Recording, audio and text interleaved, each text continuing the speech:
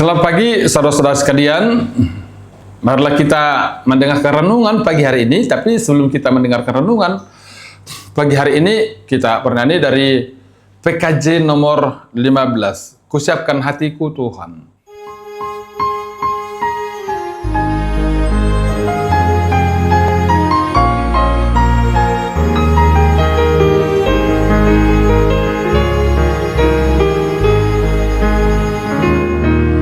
Siapkan hatiku Tuhan menyambut firman-Mu saat ini. Aku sujud menyembah Engkau dalam hadirat-Mu saat ini. Curahkanlah pengurapan-Mu kepada umat-Mu saat ini. Ku siapkan hatiku Tuhan mendengar firman-Mu. Firman-Mu Tuhan tiada berubah.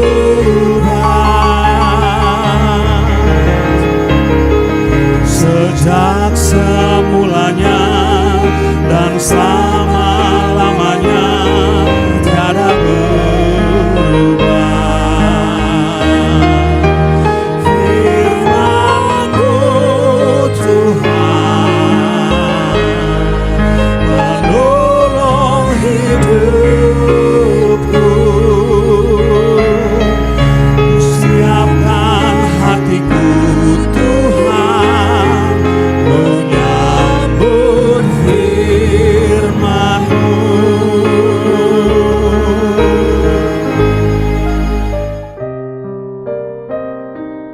Kita berdoa. Damai sejahtera Allah Bapa yang melampaui segala akal, kiranya itulah yang menyertai hati dan pikiran saudara-saudara sekalian dalam Kristus Yesus Tuhan kita. Amin. Nats renungan kita pagi hari ini dari 1 Korintus 9 ayat 24. Tidak tahukah kamu bahwa dalam gelanggang pertandingan semua peserta turut berlari, tetapi bahwa hanya satu orang saja yang mendapat hadiah. Karena itu berlarilah begitu rupa sehingga kamu memperolehnya. 1 Korintus ayat 24. Dadi botohamu ya aka namaradu saluhut na ido nian marlojong. Alisada do nama caluli. Burcuma hamu marlojong asa dapotan hamu. Tema renungan kita pagi hari ini yakni tidak sembarang bertanding. Bertandinglah dengan fair play. Saudara-saudari yang kekasih dalam Tuhan kita Yesus Kristus, hal yang aneh memang bila kita melakukan satu kegiatan atau pekerjaan tanpa terlebih dahulu kita belum memahami mengapa dan untuk apa tujuan dari kegiatan itu kita lakukan. Ringkasnya, tidak ada seorang pun yang melakukan sesuatu atau kegiatan, aktivitas, dan pekerjaan tanpa ia terlebih dahulu memahami tujuan yang jelas dari kegiatan itu. Misalnya, setiap orang makan pasti memiliki tujuan untuk kenyang, atau seseorang belajar pasti memiliki tujuan untuk pintar, cerdas. Tetapi menjadi pertanyaannya, apa tujuan kita melakukan pelayanan Allah? Apalagi upah dan gaji bukan menjadi bagian kita selaku para pelayan. Untuk menjawab pertanyaan-pertanyaan ini, mengapa Paulus menggambarkan kehidupan kita di dunia sebagai arena pertandingan lari, seperti renungan ayat hari ini. Dalam penghayatan iman kekristenan, menurut Paulus, ada orang Kristen memilih berlari dan berusaha mendapat mahkota fana. Tetapi ada juga berlari dan berusaha mendapat mahkota abadi. Tindakan seseorang yang berlari dalam arena adalah gambaran Paulus tentang apa yang kita lakukan sepanjang hidup ini. Bagi Paulus, tindakan berlari yang baik adalah ketika kita membawa diri untuk melayani Allah dan pekerjaannya bukan hanya mencari kesenangan dunia semata.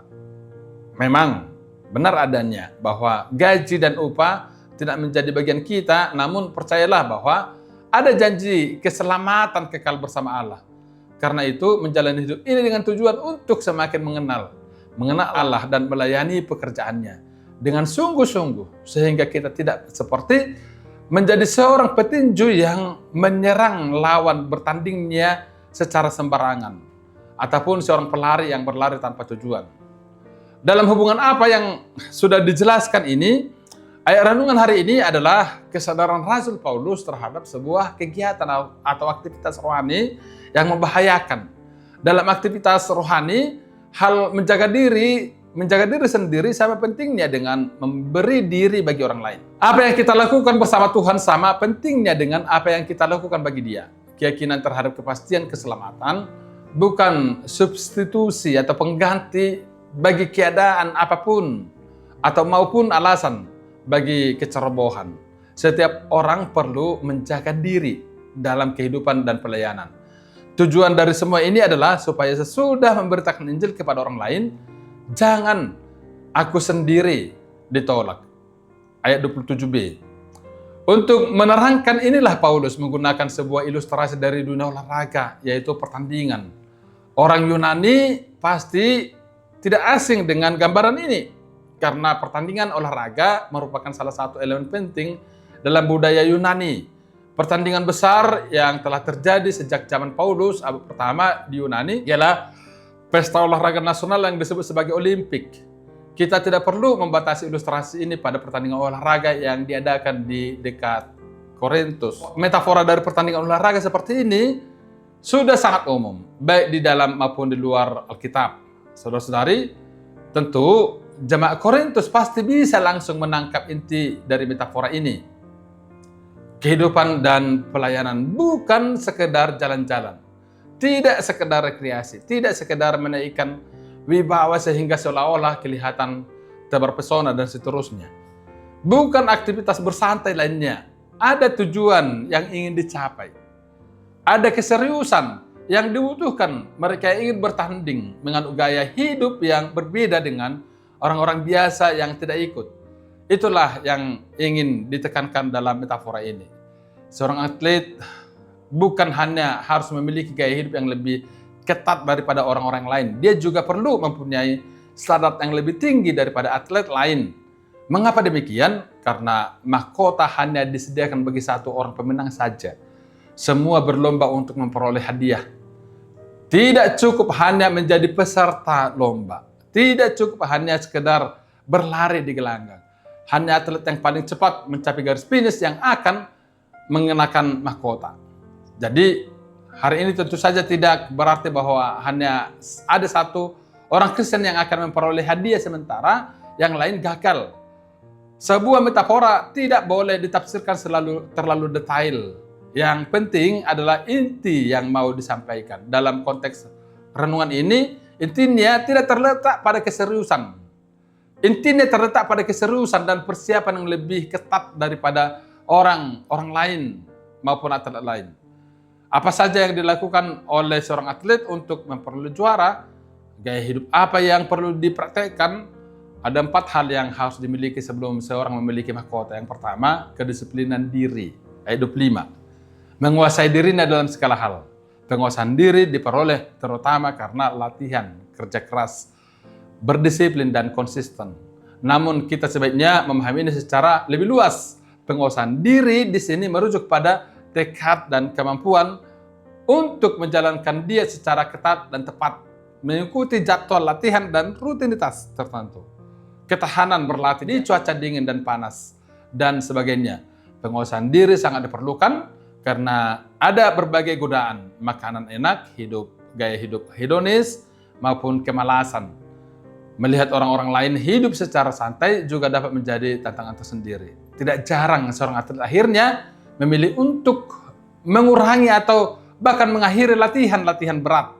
Fakta pelatih zaman Paulus, bahkan jauh sebelum zaman Paulus, menurut catatan kuno, menunjukkan bahwa atlet dan pelatihnya kadangkala mengikrarkan sebuah sumpah untuk menjalani latihan secara ketat dan berat, serta mengadopsi gaya hidup tertentu. Pertandingan memang berlangsung hanya beberapa saat saja, tetapi persiapannya memakan waktu yang tidak singkat dan sangat lama, bertahun-tahun bahkan. Dibutuhkan pengendalian diri untuk menjalani prosesnya. Yang kedua, tujuan yang mulia, ayat 25b, memperoleh mahkota yang fana, mahkota yang abadi. Dalam bagian ini Paulus mengkontraskan proses dengan hasilnya. Seorang atlet rela berjerih lelah hanya untuk memperoleh hadiah yang fana. Masyarakat kuno pasti menangkap maksud Paulus. Tatkala sebuah pertandingan sudah usai, pengumuman pemenang akan dilaksanakan. Pada momen ini seluruh penonton diminta untuk berdiam diri sambil nama pemenang dibacakan. Si pemenang lalu akan diberi mahkota dari daun-daunan. Mahkota ini dengan cepat akan menjadi layu, namun yang penting memang bukan mahkotanya. Ada kebanggaan yang akan menyertai pemenang seumur hidupnya. Ada penghormatan dari masyarakat. Ada keuntungan finansial maupun sosial tertentu yang diperoleh. Walau demikian, mahkota yang disediakan oleh Allah jauh lebih mulia dan jauh lebih bertahan lama. Bukan dari barang yang dapat musnah. Bukan hanya bertahan seumur hidup. Mahkota ini akan ada untuk selamanya.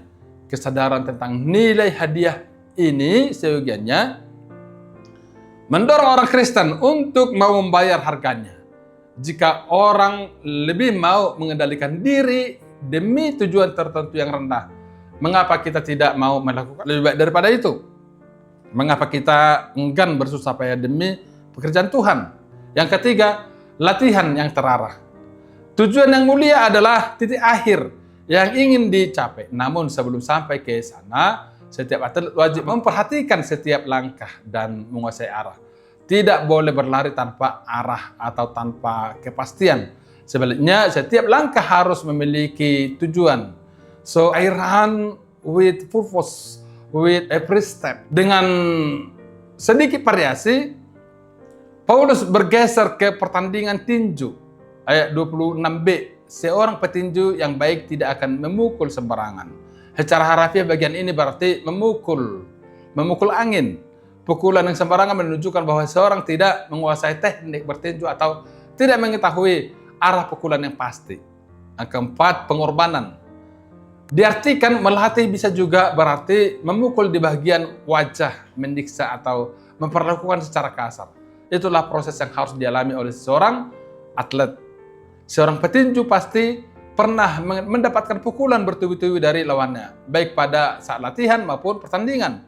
Di mata orang lain, proses ini bahkan bisa dianggap sebagai penyiksaan diri. Arti menguasai seluruhnya, kata ini lebih tepat diterjemahkan, memperbudak. Bukan kita yang mengikuti keinginan tubuh, melainkan tubuh yang mengikuti keinginan kita. Kitalah yang menjadi Tuhan. Bukankah semua pun di atas sudah ditentukan oleh Yesus Kristus bagi kita? Dia menguasai diri dalam segala sesuatu. Dia tidak berdosa, sehingga bisa memberikan korban yang sempurna kepada Allah. Dia datang ke dunia dengan tujuan yang jelas dan mulia. Dia tidak mengizinkan tawaran dunia merusak tujuan kedatangannya. Dia tidak sembarangan melayani. Dia menaati setiap kehendak Bapa dengan setia. Dia mengorbankan dirinya bagi kita. Nah, saudara-saudari, dari penjelasan disampaikan di atas, maka pesan renungan ini bagi kita. Sudah berapa lama seharus kita menjalani kehidupan dan pelayanan kerohanian kita? Sudahkah kita menjaga diri sendiri selama ini dalam melayani? Marilah kita berjuang begitu rupa untuk memberikan kehidupan dan pelayanan yang lebih baik kepada orang lain dan Tuhan. Bukan dengan kekuatan sendiri, melainkan dengan persandaran pada Roh Kudus. Yang kedua, hidup kita ibarat suatu gelanggang pertandingan, di mana semua orang di dalam gelanggang itu sementara berlari atau bertanding untuk mencapai tujuannya. Namun tujuan hidup seorang Kristen bukanlah kemenangan lahiriah, tetapi satu kehidupan kekal yang lebih jauh, melebihi ambisi, harta, karir, jabatan, dan lain-lain. Dalam pertandingan ini, seorang Kristen akan berlari begitu rupa untuk memperoleh mahkota kehidupan yang abadi.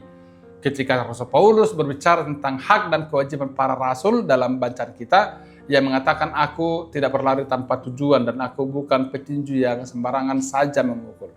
Sungguh di sini Paulus menekankan soal tanggung jawab para rasul pada zamannya yang harus dilakukan dengan sungguh-sungguh, juga tanggung seluruhnya jemaat dan kita, bahwa ibarat seorang olahragawan di gelanggang pertandingan, Rasul Paulus bukan hanya berkata-kata tetapi juga bertindak, jadi kata dan perbuatan sesuai dengan Injil Tuhan yang ia beritakan. Ia melayani dalam kata dan perbuatan, itulah pemberitaan Injil yang sebenarnya.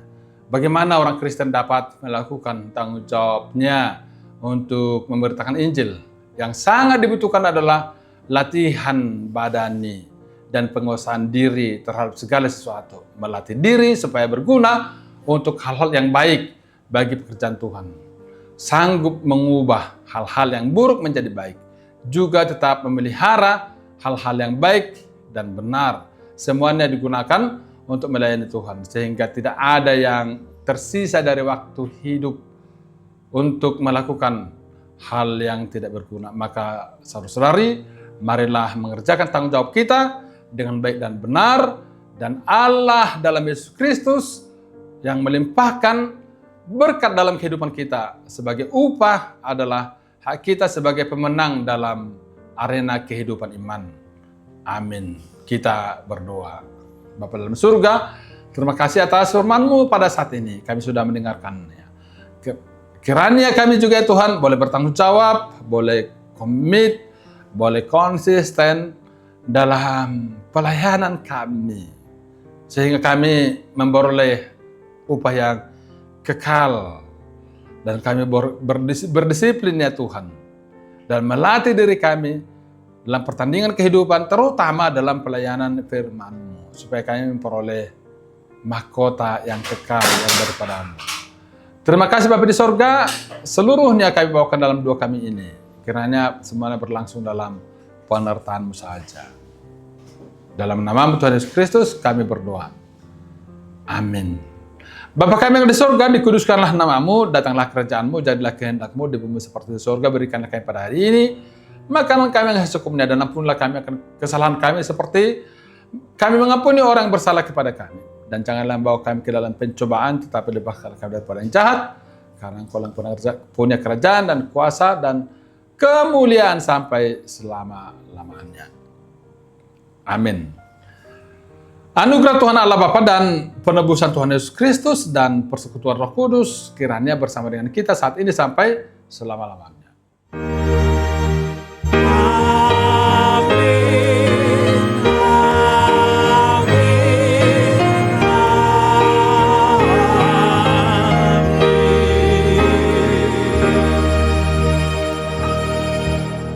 Salam Bapak Ibu Saudara-saudara sekalian, selamat pagi, tetaplah semangat dan bertekunlah dalam doa. Amin.